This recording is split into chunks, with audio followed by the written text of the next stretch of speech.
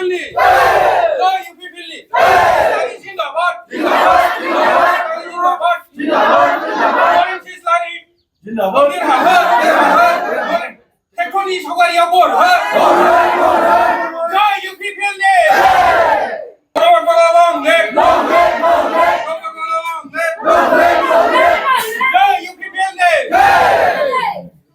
सिम्बोरगाव प्राइमारिनि सिङाव थानाय सिम्बोरगाव प्राइमारि UPPLनि जानानै थांनाय सिगां समाव जोंनि दिबोरगाव ब्लकनि मानगोनां बिजितगोरा बसुमतारी बिथाङा BPF दोलोआव हाबफैनानै नारा बायदि रोखोमनि जोंनि UPPL दोलोनि सायाव सिम्बोरगाव जायनारि ओनसोलनि सायाव बिथाङा माने UPPLनि सापर्टार गैला होननानै नंखाय बाथ्रा बानसावहैनायनि थाखाय बिथांनि सायाव जों गोख्रों माने कन्डेम खालामो। बिथांनि बुंनाय बाथ्राफ्रा माने दालाल राव।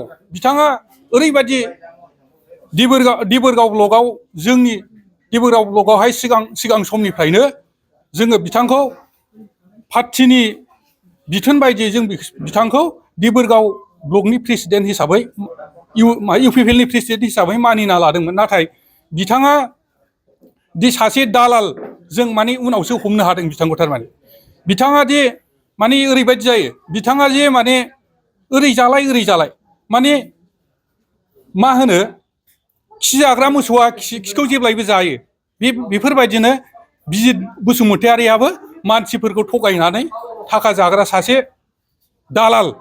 बिथाङा खुनु जाथिनि इसु साननो रोङा। बिथाङा सासे निहाथ आखुनि आरो सासे बिनि केरेक्टारखौथ' आं बुंनो थाङोबा माने गामि खाथिनि मानसि हिसाबै ओनसोलनि मानसि हिसाबै बुंनांगौबा माने बुंनो बायद' जानांगौबा बुंनो थाखायबो रेडि। ओंखायनो दा आं बेखिनिखौ बुंजोबनो थांला।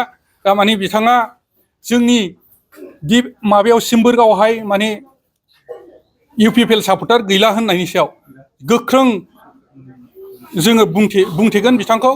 बिथाङा जुदि UPPL गैला होनोबा नै जोंनिहाय नैबे दा फैनानै जोंजों बाहाय दंना गैया सोंफैदों जोंनाव। ओंखायनो जोङो UPPL फैबाय थानाय समाव जोङो बिजितनि एगेन्स्टै बिजितनि हेंथायै 9 थारिख खालि जोङो लरेन्स इस्लारि सारनो